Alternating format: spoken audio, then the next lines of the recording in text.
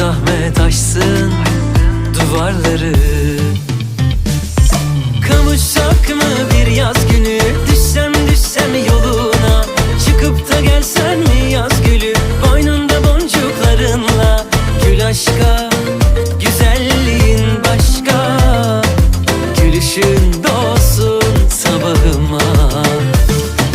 Kavuşsak mı bir yaz günü, düşsem yoluna, çıkıp da gelsen mi yaz gülü, boynunda boncuklarınla.